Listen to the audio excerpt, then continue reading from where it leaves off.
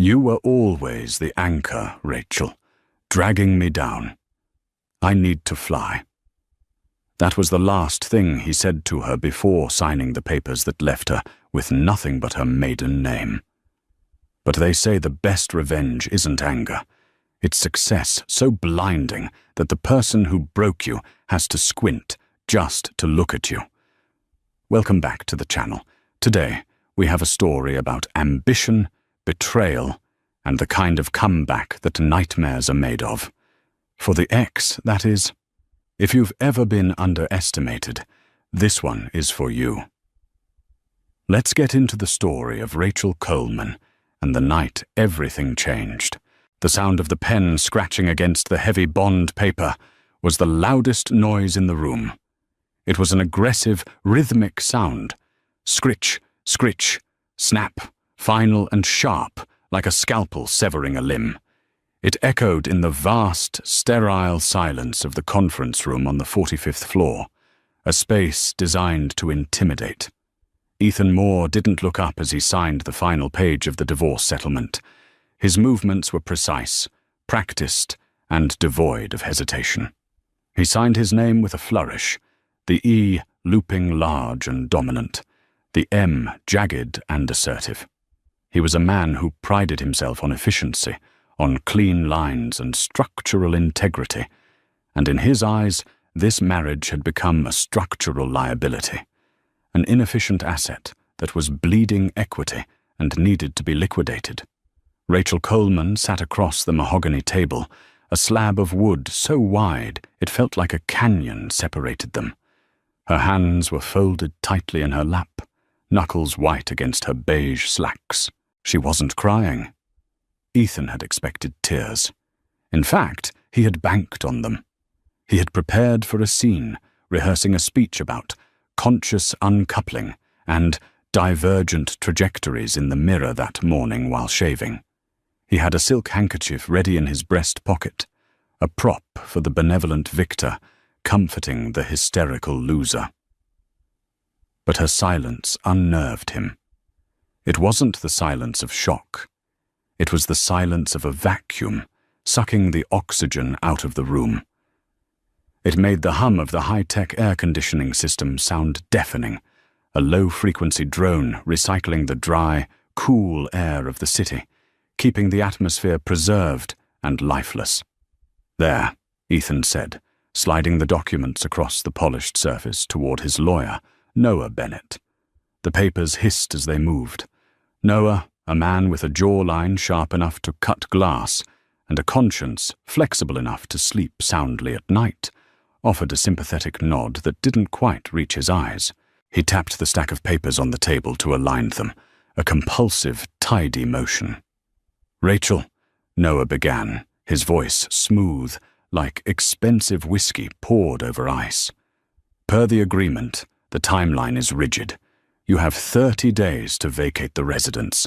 The keys to the Hamptons property have already been transferred to the trust, which, as you know, excludes you." Ethan leaned back in his leather chair, the leather creaking under his weight.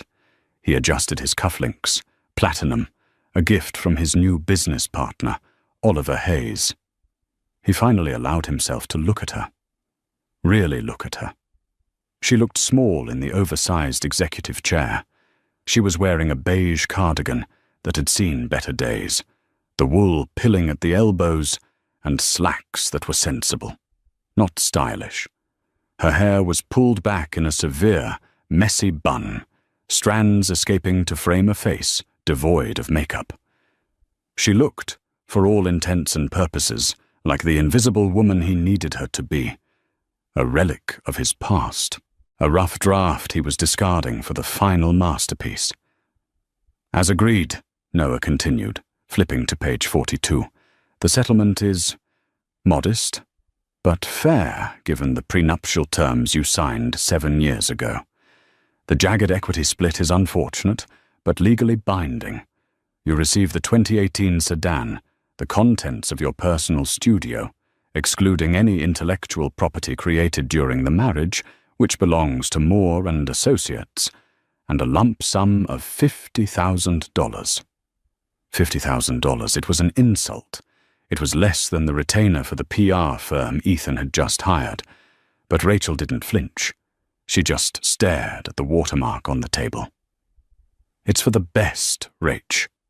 "You know that," Ethan said, his tone shifting to one of patronizing kindness. He needed her to agree. He needed her to absolve him. "My firm is expanding into Asian markets. The Tokyo bid is happening next month. The travel, the galas, the international press. It's a lot. It's a velocity you've never been comfortable with. You've always preferred smaller things." "Smaller things," Rachel repeated. Her voice was low, raspy from disuse. It wasn't a question. It was an echo of the box he had put her in for 7 years. The smaller things were the nights she stayed up until 4 a.m., fixing the structural calculations on his blueprints because he was too drunk on his own hype to check the math. The smaller things were the quiet sacrifices of her own career, turning down a fellowship in Milan so she could manage his office when his first assistant quit. The smaller things were the invisible pillars holding up his entire sky. Yes, you're a homemaker at heart, a supporter. "And that's fine," Ethan said, checking his watch, a Rolex Submariner he'd bought to celebrate his first $1 million, a million made on a project Rachel had named. "But I need a partner who understands the stakes, someone who can navigate the shark tank without bleeding. Brooke understands the stakes." Brooke Miller. The name hung in the air like toxic smoke. She was 24, an influencer with a degree in marketing, and a father who sat on the board of the city's largest bank. She was the shiny new hood ornament for Ethan's rapidly ascending vehicle of success. She was everything Rachel wasn't, loud, visible, and shallow enough to float. "She's very photogenic," Rachel said, finally looking up. Ethan bristled. "She's vital to the brand, Rachel. Perception is reality in this city. You never understood that. You wanted to focus on integrity and materials. Nobody cares about the concrete mix if the ribbon cutting isn't trending on social media." Rachel stood up slowly. The movement was graceful, deliberate. She picked up her purse, an old leather bag she'd had since college, the leather worn soft and buttery. "I understand the stakes, Ethan," Rachel said, her voice steady, surprisingly strong. "Better than you think. I understand that structures built on weak foundations always collapse, no matter how pretty the facade is. And I understand that you think you're trading up." Ethan chuckled, a condescending sound that grated against the silence. He stood as well, needing to be taller than her. "I'm not trading anything, Rachel. I'm evolving. Look, take the check. Get a nice apartment in the suburbs. Maybe take up pottery again. You were always good at that. Find a nice, quiet life where the pressure doesn't crush you." He extended a hand. It was a calculated move. He expected her to shake it, to validate his narrative that this was a mutual, mature decision. He wanted closure that made him look like the good guy to Noah, to the world, and mostly to himself. Rachel looked at his hand, the hand she had held through his father's funeral, the hand she had squeezed when his first firm went under, the hand she had loved. Then she looked up at his face. His eyes were blue, cold, and utterly empty of the warmth she had once thought was love. She saw him clearly for the first time in years, not as the genius architect, but as an insecure man terrified of being outshined, a man who had cannibalized her light to feed his own shadow. She didn't take his hand. She didn't even blink. "Goodbye, Ethan. Good luck with the merger." She turned and walked to the heavy oak door. Her gait was different. The shuffle of the broken wife was gone. In its place was a stride. Ethan frowned as the door clicked shut. The silence she left behind was heavy, charged with something he couldn't identify. How did she know about the merger? He muttered to Noah, a flicker of paranoia lighting up his eyes. We haven't announced the Hayes acquisition yet. That's strictly confidential. Did you tell her? Noah shrugged, sliding the signed papers into his briefcase with a crisp snap. I didn't say a word. Maybe she reads the financial section, or maybe she just guessed.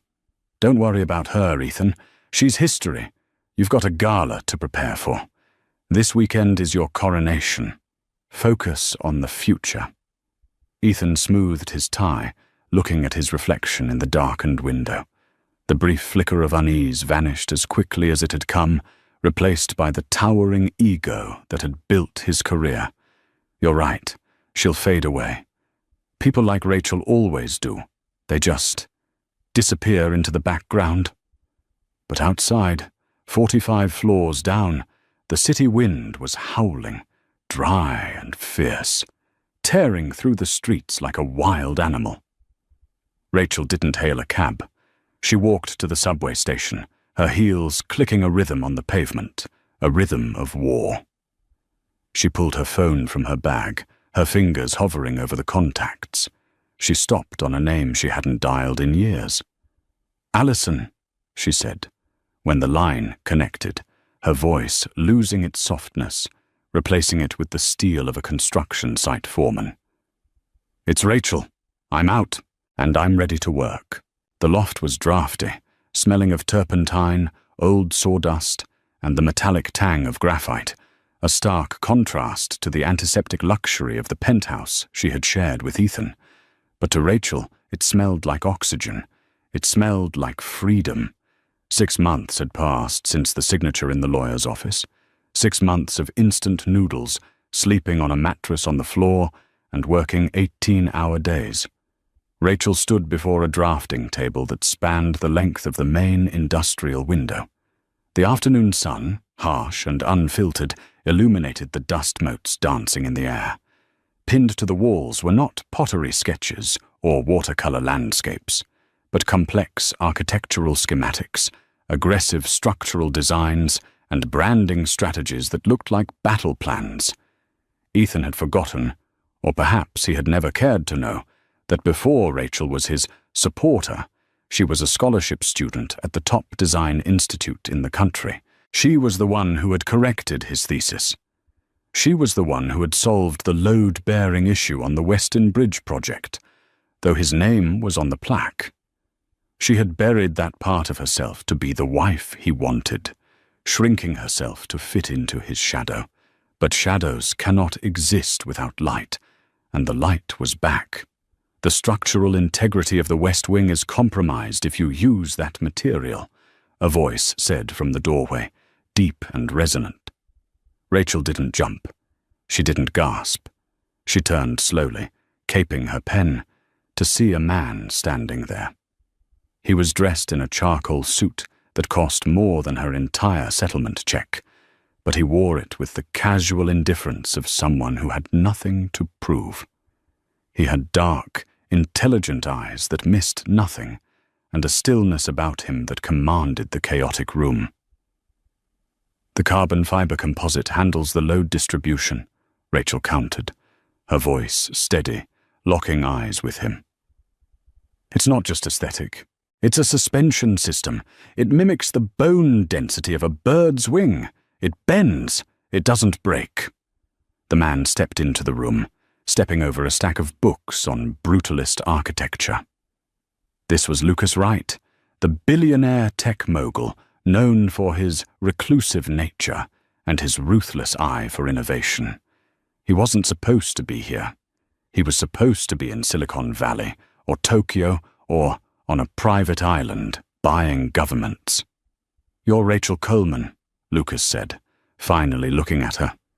He didn't look at her like a woman in a dusty loft. He looked at her like she was a code he was trying to crack. And you're lost, Rachel replied, crossing her arms. The art gallery opening is 2 floors down. This is a workspace. I saw your portfolio, the one you submitted anonymously to the Vertex competition, Lucas said, ignoring her deflection. He walked to the wall, studying a rendering of a twisted steel tower. It was brilliant and angry. There's a lot of rage in these lines, Miss Coleman. It's not rage, Rachel said, moving to cover the schematics, feeling exposed. It's efficiency, removing the unnecessary to reveal the essential. Rage is messy. My work is precise. Lucas smiled, a genuine, rare expression that transformed his face. That sounds like something a person who just shed a lot of dead weight would say. He knew. Of course he knew. Men like Lucas Wright didn't walk into dusty lofts in the garment district without a dossier. What do you want, Mr. Wright? Lucas. And I want to know why the ex-wife of Ethan Moore, a man whose architectural firm produces the most derivative, safe corporate boxes in the city, is hiding a genius-level talent for avant-garde structural design. Rachel felt the old shame prickle, the voice of Ethan telling her she was too much, too weird, too intense. She pushed it down. Ethan liked things. Predictable. He liked straight lines. I made him uncomfortable because I like curves and chaos. Mediocrity is always threatened by excellence, Lucas said, walking to the window and looking out at the skyline, specifically at a building Ethan had designed. I'm building something, Rachel.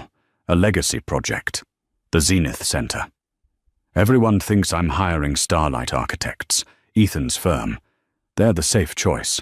The board wants them. They are, Rachel admitted, leaning against her table. Ethan will give you exactly what you expect. It will be under budget, on time, and completely soulless. It will look great on a brochure and feel like a tomb when you walk inside. Lucas turned back to her, the sunlight catching the sharp angle of his cheekbone. I don't want safe. I want the person who designed this. He tapped the blueprint on her table, the bird wing suspension system. I want you to be the lead consultant, but there's a catch. There's always a catch with men like you. You have to come out of hiding. The annual Architects' Gala is this Saturday. Ethan will be there. The press will be there. If we do this, we announce it there. We walk in together, and we drop the bomb. Rachel's stomach tightened. The gala. It was the event Ethan had been bragging about for months, the night he planned to solidify his status as the city's golden boy with Brooke on his arm. It was the arena he ruled. He thinks I'm broken, Rachel whispered, looking at her hands that were stained with ink now, not dish soap. He thinks I'm in the suburbs making clay bowls and crying over wedding photos. Then let's prove him wrong, Lucas said, his eyes locking onto hers with an intensity that made her breath hitch. Let's show him that while he was playing checkers, you were building the board. Let's show him what happens when you underestimate the architect. Rachel looked at the work on her walls. The designs were bold, fearless, dangerous. They were her. I don't have a dress, she said, a small smile playing on her lips. Lucas pulled a black card from his pocket and placed it on the drafting table next to her X-Acto knife. Get the best one. Put it on my tab. I'll pick you up at 7. Don't be late. The grand ballroom of the Metropolitan Museum was a cavern of gold and velvet, a temple erected to wealth and ego. Chandeliers the size of small cars hung from the vaulted ceiling, casting a warm, expensive glow over the city's elite. The air smelled of expensive perfume, aged champagne, and raw ambition. Ethan Moore stood near the center of the room, the gravitational center of his own universe. He held a glass of scotch in his hand, swirling the amber liquid. He looked impeccable in a custom tuxedo, the lapels sharp enough to bleed on. Beside him, Brooke Miller shimmered in a silver sequined gown that was more skin than fabric. She was laughing at something Oliver Hayes was saying, her head thrown back, neck exposed, capturing the perfect angle for the photographers hovering nearby. You've outdone yourself, Ethan. Benjamin Scott, a potential investor worth $3 billion, said, shaking Ethan's hand firmly. The rumors are that you're locking down the right account? That would be the contract of the decade. Ethan smirked, taking a sip of his drink. The burn of the alcohol felt like victory. Let's just say, Lucas Wright and I speak the same language. Success. We expect to close the deal tonight. My team has prepared a presentation that is undeniable. He's elusive, Benjamin warned, glancing around the crowded room. Hasn't been seen in public in months. Some say he's looking for a new direction. He'll be here, Ethan assured him, his voice oozing confidence. He needs a firm with stability, a firm with a face he can trust. And let's be honest, Ben, who else is there? The competition is non-existent. He scanned the room, feeling like a king surveying his kingdom. He thought fleetingly of Rachel. She was probably at home in some cramped apartment, watching Netflix, maybe drinking a glass of cheap box wine. The thought gave him a twisted sense of satisfaction. He had shed the dead weight, and look how high he had soared. He was lighter without her. Suddenly, the ambient chatter in the room dropped. It wasn't a gradual hush, it was a sudden, sharp silence that started near the massive double doors at the top of the grand staircase and rippled outward like a shock wave. The jazz band faltered, a saxophone note hanging awkwardly in the air before dying out. Ethan turned, annoyed. What is going on? Did the mayor arrive? Or is it a protest? I don't think that's the mayor, Brooke whispered, her grip on his arm tightening, her nails digging into his suit jacket. Ethan, look. At the top of the stairs stood Lucas Wright. He looked formidable, a titan of industry in a black tuxedo that fit him like armor. He radiated power. But no one was looking at Lucas. They were looking at the woman on his arm. She wore a gown of deep, midnight blue velvet that seemed to absorb the light and reflect it back as starlight. It was strapless, structured like a corset, revealing toned shoulders and a posture so regal it made everyone else in the room look like they were slouching. The dress flowed down like liquid water, pooling slightly at her feet. Her hair, usually pulled back in a messy bun, cascaded in sleek, dark waves over one shoulder. Her makeup was sharp, accentuating eyes that scanned the crowd with predatory intelligence. It took Ethan a full 10 seconds to recognize her. His brain refused to process the visual data. The glass slipped from his hand. It hit the carpet with a dull thud, spilling 20-year-old scotch over his polished shoes. But he didn't notice. He couldn't feel his feet. "Rachel," he breathed, the word strangling him. She began to descend the stairs, her hand resting lightly on Lucas's arm. She didn't look down to watch her step. She looked straight ahead. The transformation was total. The mousy, quiet wife, who apologized for taking up space, was gone. In her place was a queen who owned the space. "Who is that?" Oliver Hayes asked, his eyes wide, his mouth slightly open. "She's stunning. I didn't know Wright was seeing anyone." "That," Ethan rasped, his face draining of color, his heart hammering a panic rhythm against his ribs, "is my ex-wife." Brooke made a noise of disbelief, a choked little laugh. "The pottery girl? No way. She looks expensive. She looks dangerous." As Rachel and Lucas reached the floor, the crowd parted for them like the Red Sea. It wasn't just the billionaire's presence. It was the energy radiating off Rachel. It was a gravitational pull. She moved with a kinetic energy that Ethan recognized. It was the same energy she used to have when they were students, before he had dimmed her light. Ethan felt a surge of panic rising in his chest, a cold, clawing thing. This wasn't the script. She was supposed to be broken. She was supposed to be invisible. Why was she here? And why was she with Lucas Wright, the very man Ethan needed to secure his future. He watched as Lucas leaned in and whispered something to Rachel.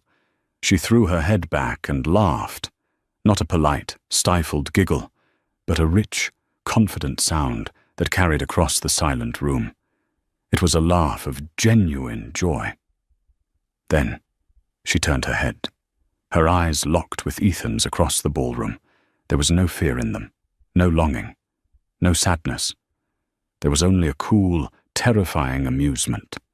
She held his gaze for a heartbeat, measuring him, weighing him, and finding him wanting. Then she dismissed him, turning her back to greet a senator who had rushed over to shake Lucas's hand. Ethan felt sweat prickle his hairline. The air in the ballroom suddenly felt very thin, very hot. "This is a mistake," Ethan muttered, stepping forward, his instincts screaming at him to intervene, to assert control. "She's up to something. She doesn't belong here." "Ethan, don't," Brooke hissed, grabbing his arm, her eyes darting around at the watching crowd. "You'll make a scene. Everyone is watching." "I have to fix this," he snapped, shaking her off. "She's going to ruin everything."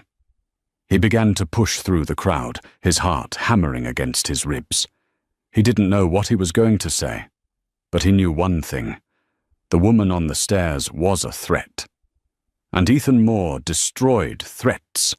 But as he drew closer, fighting the tide of people moving toward her, he realized with a sinking dread that he was no longer the protagonist of this story. He was just a spectator in hers. And the show was just beginning. The cocktail hour had transformed from a social gathering into a spectator sport. The magnetic field of the room had shifted entirely to the corner where Lucas Wright and Rachel Coleman held court. Waiters circled them like moths, offering hors d'oeuvres that went untouched. Ethan Moore stood 10 feet away, blocked by a wall of bodies, admirers, opportunists, and the curious elite. He watched, seething, as Rachel spoke to the head of the Urban Planning Commission. Her hands moved gracefully, sketching concepts in the air. She wasn't just standing there as arm candy. She was engaging. "Ethan," a voice grated in his ear. It was Paige Robinson, a gossip columnist for the city's most vicious tabloid. "Is it true? The mystery woman on Wright's arm is the former Mrs. Moore?" Ethan plastered on a smile that felt like cracking plaster. "Hello, Paige. Yes, that's Rachel. Though I admit, I'm as surprised as you are to see her here. It's not really her scene." Paige scribbled something on her notepad, her eyes gleaming. "She seems to have adapted quickly. Word is, Lucas hasn't let go of her arm all night. Is this a romantic revenge plot? Or did you let a diamond slip through your fingers?" "Rachel and I want different things," Ethan said tightly. "I wish her the best, obviously. But I worry she's out of her depth. Lucas Wright eats people alive." "She looks like she's doing the eating," Paige countered, nodding toward the pair. Ethan couldn't take it anymore. He excused himself and shoved past a waiter, finally breaching the inner circle. "Rachel," he said, his voice loud enough to cut through the conversation. The circle went quiet. Lucas Wright turned his gaze toward Ethan. It was like being looked at by a glamour, cold, heavy, and indifferent. Rachel turned slowly, holding her champagne flute by the stem. "Ethan," she said. Her voice was steady, lacking the tremor he was used to inducing. "You look well."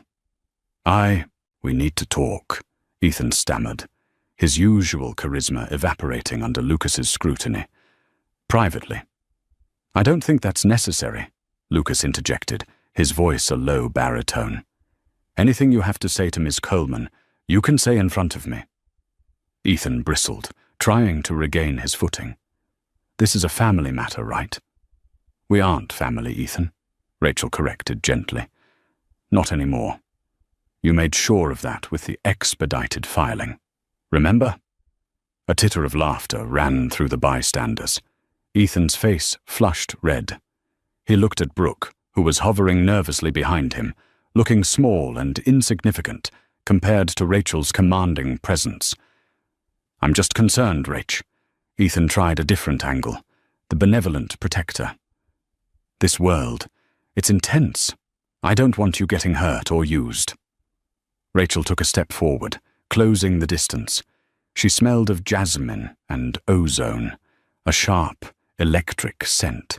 "Used? Like I was for 7 years?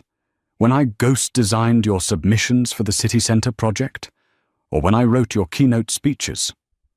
The silence that followed was deafening. Ethan's jaw dropped. She wasn't supposed to say that. That was their secret. The unwritten contract of their marriage. "You're drunk," Ethan hissed. "I'm sober, Ethan." She smiled, ice in her veins. "And I'm finally awake." Lucas placed a hand on the small of Rachel's back. "Mr. Moore, I think you should return to your date. We have business to discuss with Mr. Scott." Benjamin Scott, the investor Ethan had been wooing all night, stepped out from behind Lucas, nodding at Rachel. Indeed. Rachel was just explaining her theory on sustainable brutalism. "Fascinating stuff, Ethan. Why did you never tell me your wife was the vision behind your early work?" Ethan felt the ground crumble. His narrative was unraveling in real time. It was a collaborative effort. "Gentlemen," Rachel said, turning away, dismissing him completely. "Shall we get some fresh air?" As they walked away, Ethan stood frozen. He wasn't just losing face, he was losing his business credibility, and the terrifying realization hit him. Rachel wasn't just attending the gala. She was the gala. The narrative of Ethan's success had always been built on a lie. The myth of the singular genius. Later that night, in the smoking lounge, Ethan downed his third scotch. The room was dark, filled with leather chairs and the scent of expensive cigars. Oliver Hayes sat opposite him, looking unimpressed. "You have a problem, Ethan," Oliver said, cutting the end of a cigar. "She's bluffing," Ethan snapped. "She's trying to embarrass me. She doesn't have the stamina for this. Tomorrow she'll go back to being a nobody." "You aren't listening," Oliver leaned forward. "I just got off the phone with my contact at the registrar's office. Lucas Wright filed for a new corporation 3 days ago. Vertex Solutions. The primary shareholder is Wright, the CEO, Rachel Coleman." Ethan choked on his drink. "CEO? She's never run a business in her life." "Maybe not, but she ran yours, didn't she?" Oliver's eyes were hard. "I looked back at your portfolio, Ethan. The decline in quality over the last 6 months, since the separation, is statistically significant. Your designs became flat, safe." Ethan slammed his glass down. "I am the talent. She helped with the drafting." "Did she?" Oliver asked, skepticism dripping from his tone. "Because Benjamin Scott just pulled his verbal commitment to your firm. He's scheduling a meeting with Vertex on Monday." Ethan felt a cold sweat break out on his back. He remembered the nights during their marriage. He would come home exhausted, complaining about a design block. Rachel would make him tea, sit him down, and then gently, quietly, sketch on a napkin. "What if you moved the cantilever here?" she would ask. "What if you opened the atrium to the north light?" He had taken those napkins, he had turned them into award-winning buildings, and he had convinced himself that because he held the pen for the final draft, the ideas were his. He had convinced her of it too, or so he thought. "Why did you leave her, really?" Oliver asked. "If she was the golden goose?" "She was dragging me down," Ethan repeated the mantra he had told himself 1,000 times. "She was too cautious. She didn't like the spotlight. I needed someone who looked the part." "Well," Oliver stood up, brushing ash from his lapel. "She looks the part now, and she's coming for your throat. If you want to survive this, you better stop treating her like an ex-wife and start treating her like a competitor. A dangerous one." Ethan sat alone in the gloom. He pulled out his phone and scrolled through his photos until he found an old one. Rachel, wearing paint-splattered overalls, smiling shyly at the camera in their first apartment. She looked so harmless. "You want a war, Rachel?" he whispered to the screen. "Fine, I'll burn you down." Sunday morning broke with a headache and a strategy. Ethan knew he couldn't beat Rachel on the drafting table, not if she was truly the genius behind his best work. He had to beat her in the mud. He called Alison Grant. Alison was an old acquaintance, a PR fixer who specialized in reputation management, which was a polite way of saying character assassination. "I need dirt," Ethan said, skipping the pleasantries. "Rachel Coleman, anything from her past, mental instability, financial debts, family secrets. I don't care." "Ethan, darling," Alison purred over the line. "I saw the photos from the gala. She looked like a goddess. The internet is already calling her the Count of Monte Cristo in couture. Are you sure you want to poke the bear?" "She's a fraud," Ethan lied. "She's manipulating Wright. I'm trying to save him from a mistake. Just find something." By Tuesday, Alison had a file. It wasn't much, but it was enough for a man desperate to regain control. It contained records of Rachel's therapy sessions from 3 years ago, visits for anxiety and depression. It also had a twisted version of her departure from her first job, painting her as difficult to work with. Ethan leaked it. On Wednesday, the headline on a prominent industry blog read, "From housewife to head honcho. Is Rachel Coleman unstable? Sources say Wright's new CEO has a history of mental volatility." Ethan sat in his office, waiting for the fallout. He expected Vertex to panic. He expected Lucas to distance himself to protect his stock price. He expected Rachel to crumble, to hide, to cry. Instead, his receptionist buzzed him. "Mr. Moore, turn on the TV. Channel 5. Ethan grabbed the remote. There was Rachel, sitting in a bright studio for a live interview. She wore a sharp white suit, looking calm and collected. "The rumors?" the interviewer asked. "The leaked medical records suggesting you struggled with depression?" Ethan leaned forward, smiling. Here it comes. The denial. The breakdown. Rachel looked directly into the camera. "They aren't rumors. They are true." Ethan's smile faltered. 3 years ago, I was in a marriage where I was constantly told I wasn't enough. Rachel continued, her voice resonating with power. I was minimized, gaslit, and professionally stifled. Yes, I suffered from depression. I went to therapy. I rebuilt myself. That isn't a weakness, Jim. It's a qualification. It means I know how to survive a collapse and build something stronger from the rubble. That is exactly what I do with buildings, and it's what I do with business. The interviewer looked stunned, then impressed.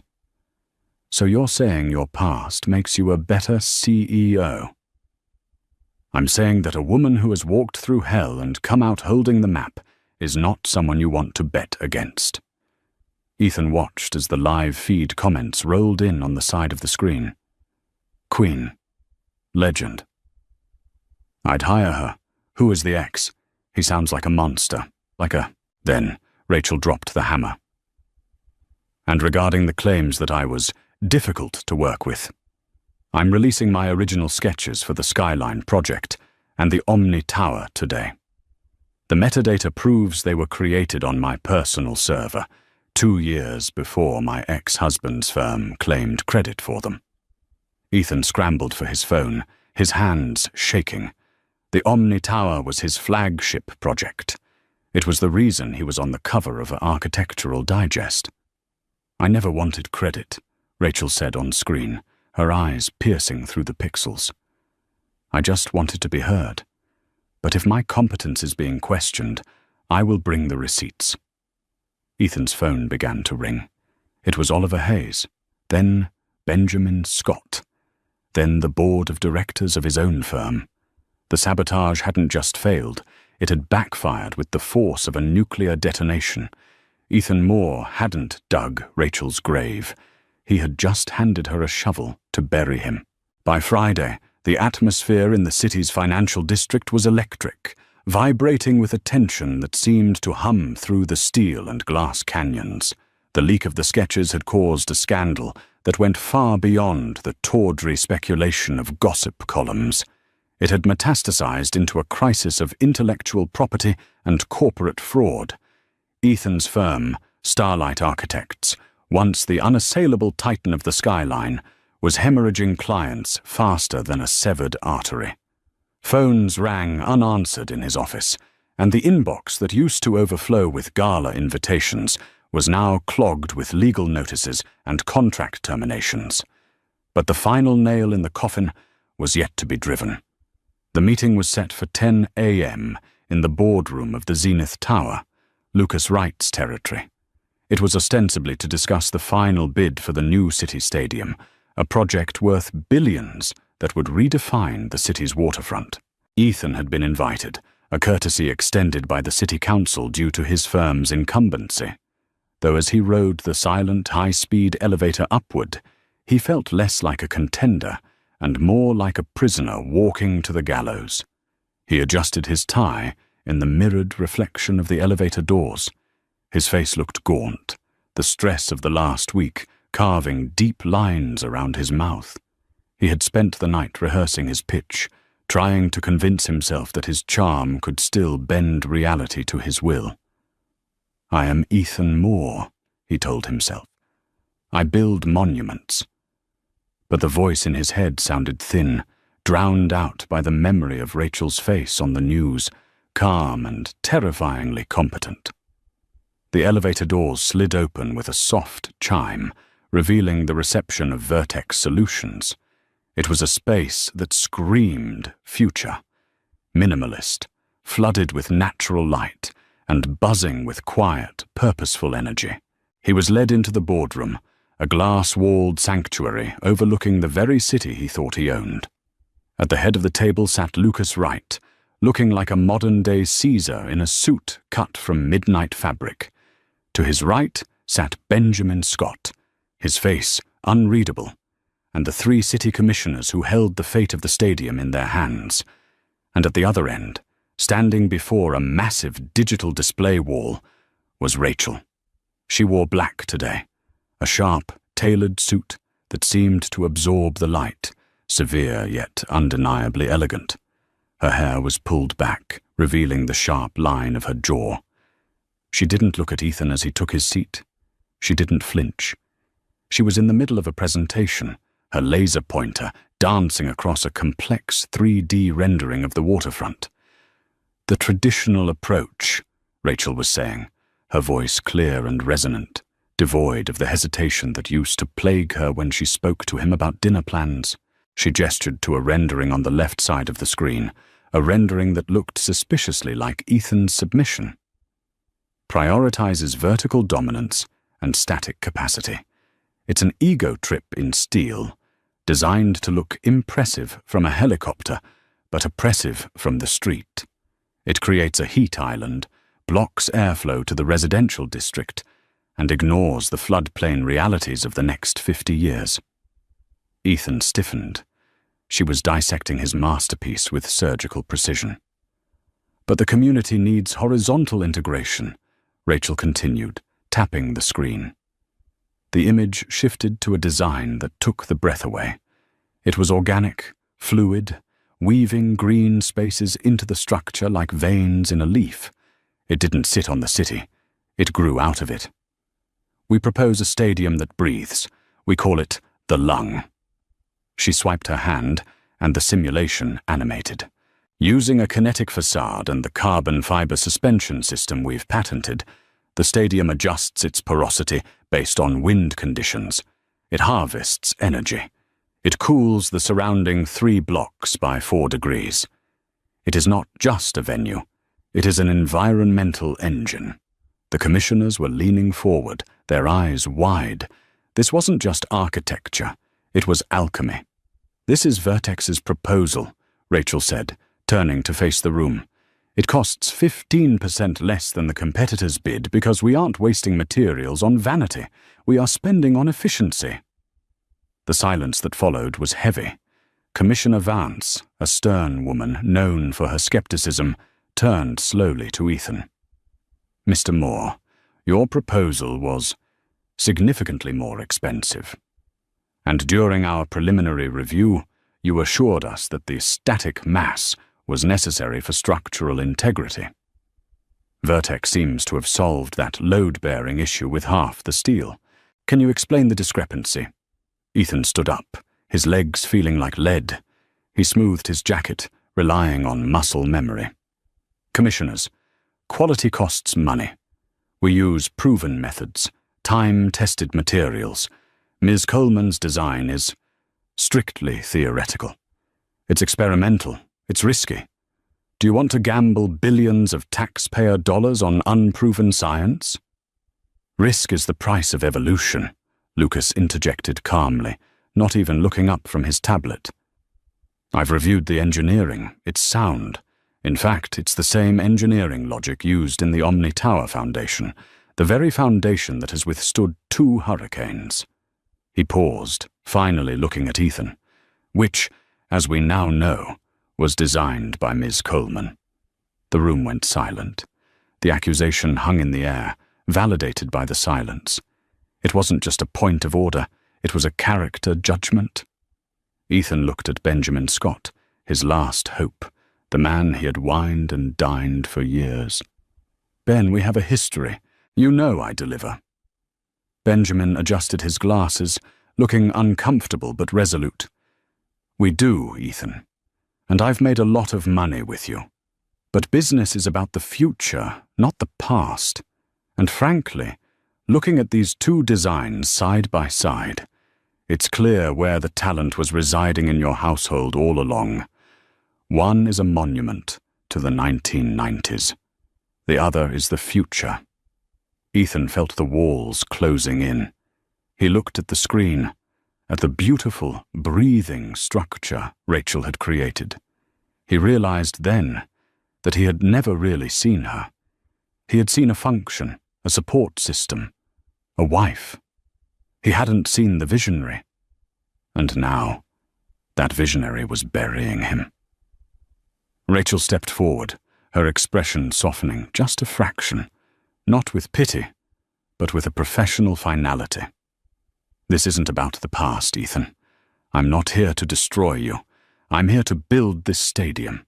You can withdraw your bid with dignity, citing a strategic pivot for your firm, or we can let the board vote right now and have the rejection on public record." It was a mercy kill. She was offering him a way out, a chance to save a shred of his reputation, to spin the narrative rather than be crushed by it. Ethan looked at the woman he had discarded. He saw the strength in her jaw, the fire in her eyes.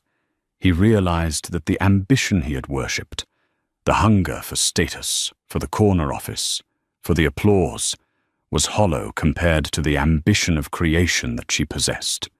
He was a salesman. She was an architect. Ethan's voice cracked. He cleared his throat, trying to salvage the remnants of his pride. He looked at the faces around the table. They were looking at him with pity. Pity was worse than hate. Pity was the end of a career. "Starlight Architects withdraws its bid," Ethan whispered, the words tasting like ash. He sat down. A man collapsed in upon himself. Rachel nodded once, acknowledging the surrender, and turned back to the screen as if he were no longer in the room. "Now," she said, her voice picking up the energy, "let's discuss the sustainability protocols for the kinetic roof." She didn't gloat. She didn't smile. She just went back to work.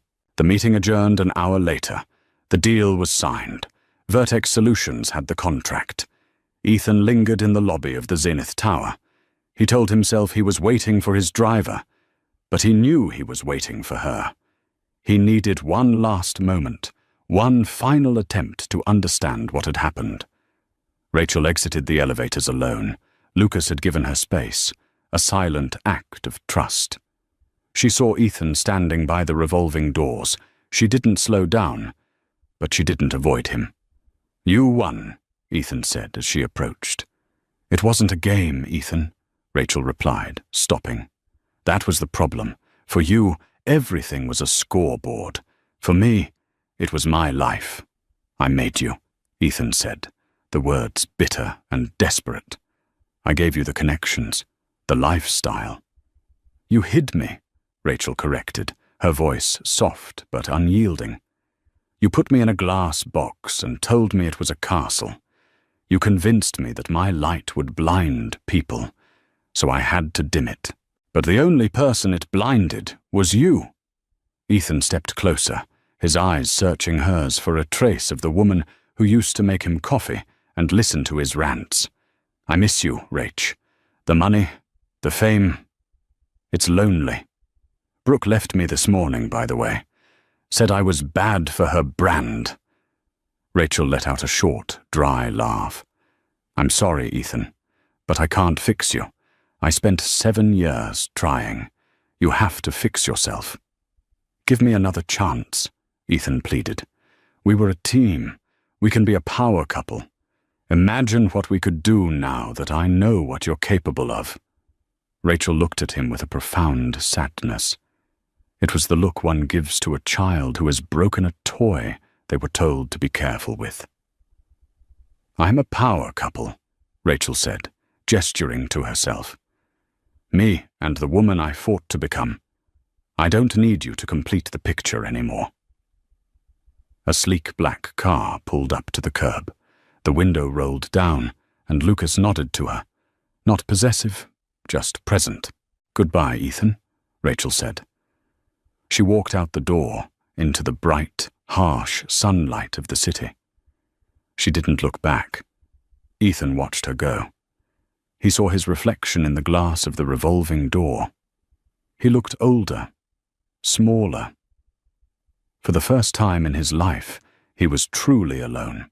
The opening of the Zenith Stadium was not just an event. It was a coronation for the city itself. The structure rose from the waterfront like a living thing, a weave of steel and glass and vertical gardens that seemed to defy gravity. As the sun began to set, the kinetic facade shifted, rippling like scales in the evening breeze, capturing the dying light and scattering it in a kaleidoscope of amber and gold across the bay. 50,000 people filled the stands, the roar of the crowd vibrating through the concrete. But up on the VIP terrace, the air was cool and smelled of expensive champagne and victory. Rachel Coleman stood at the edge of the balcony, overlooking the masterpiece she had birthed from a sketch on a napkin. She wore a gown of white silk that moved with the wind, making her look like an extension of the building itself.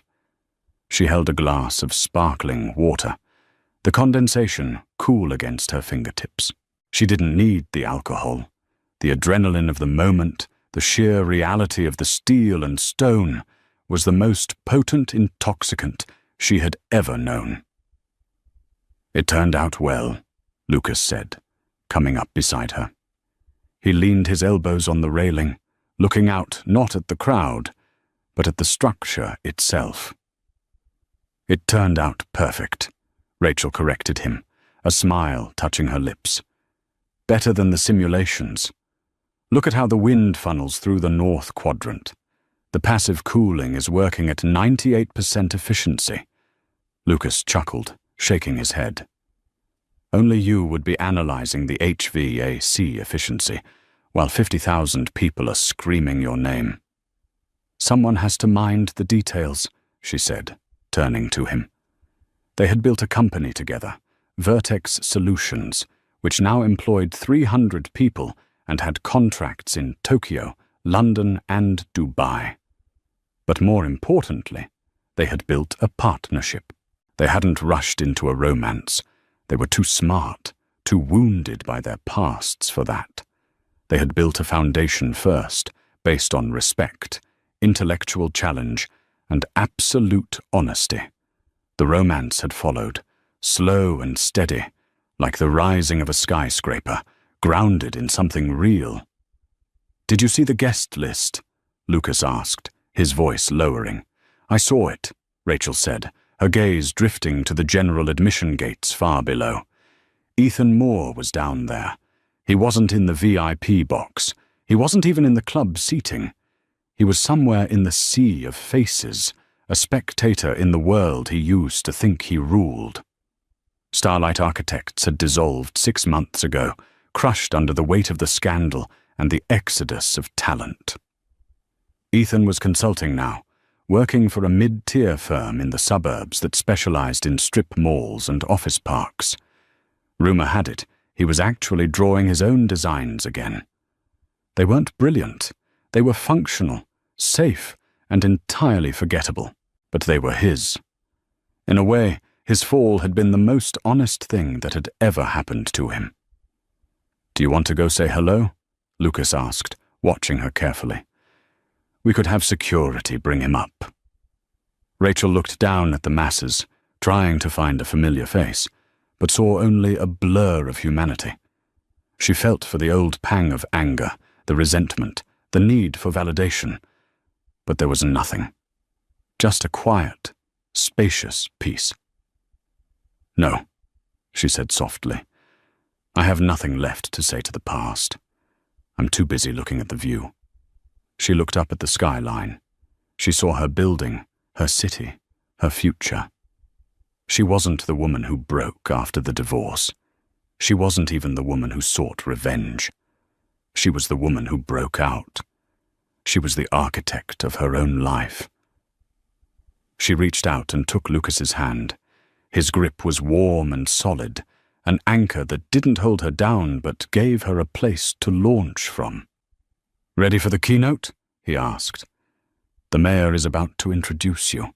"Always," Rachel said. She turned away from the railing, the wind catching her hair. As she walked toward the stage, her heels clicking on the concrete, she felt the vibration of the crowd. It was a rhythm of victory, of resilience, and of unshakable power.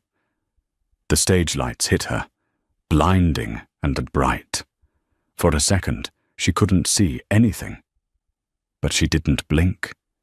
She didn't look for a shadow to hide in. She stepped into the center of the light, raised her head, and for the first time in her life, she truly shone. Rachel didn't just survive the fire, she used it to forge a steel spine. Her story reminds us that when someone tells you you're too much or not enough, they are usually projecting their own limitations onto you. Don't let anyone draft the blueprints of your life but you. If you enjoyed this story of resilience and turning the tables, please smash that like button. It really helps the channel grow. Don't forget to share this with someone who needs a reminder of their own power, and subscribe for more stories about the human spirit. Until next time, keep building your own empire.